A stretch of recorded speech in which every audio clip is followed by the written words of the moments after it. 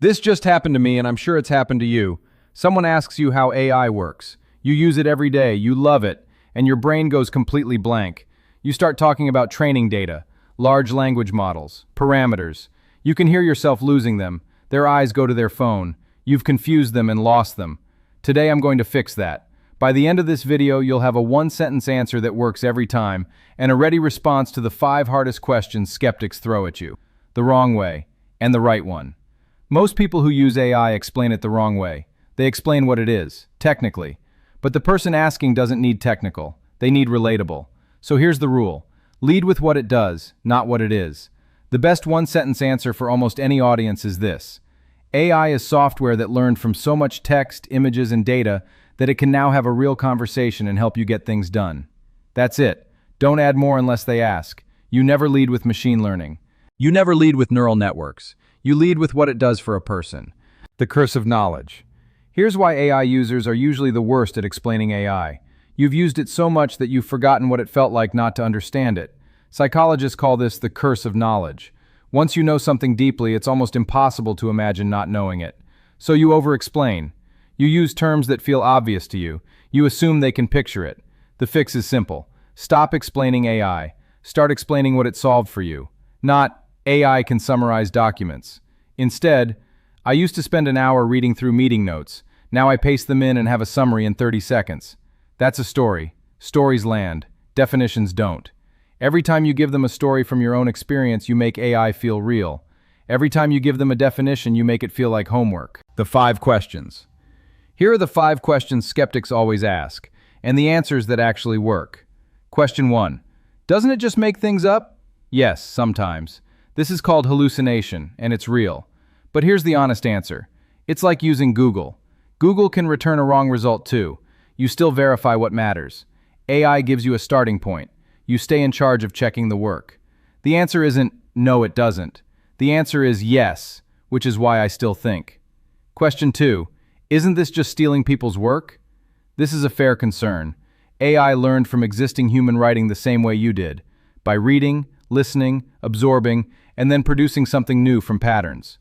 When you write an email, you're drawing on every book, article, and conversation you've ever encountered.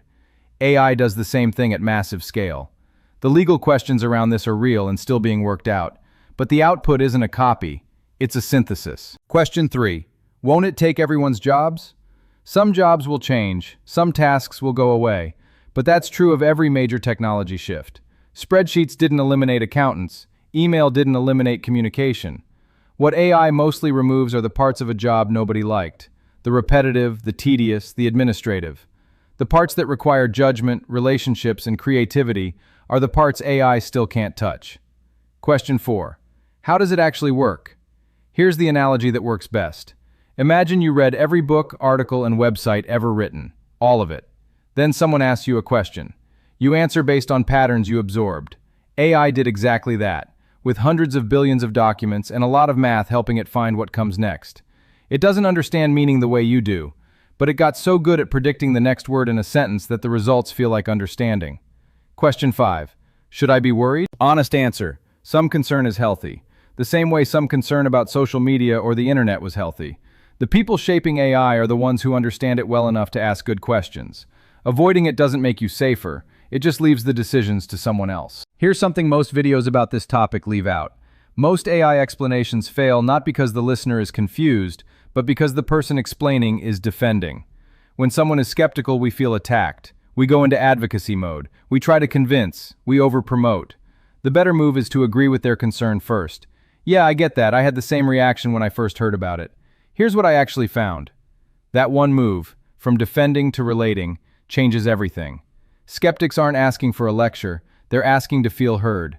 Hear them first, then answer. You'll be surprised how much faster they open up. How to start. You don't need to know everything to have this conversation well. You need 3 things. Your one-sentence answer, tailored to what it does for you personally.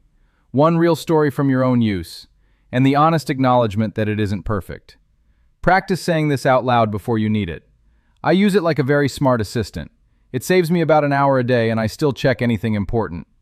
That sentence is true, it's relatable, it doesn't oversell, and it invites a follow-up instead of shutting the conversation down. That's your starting point every time someone asks. If this was useful, subscribe. Every video on this channel breaks down tech in exactly this format. No jargon, no assumptions, just the ideas that actually matter. Coming up, I'll cover how to know when to trust AI and when not to, which happens to be the follow-up question everyone who watches this video is going to get next. I'm Alan from ARH Tech Lab. Hit the bell and subscribe so you don't miss other useful videos and tutorials. Thanks for watching.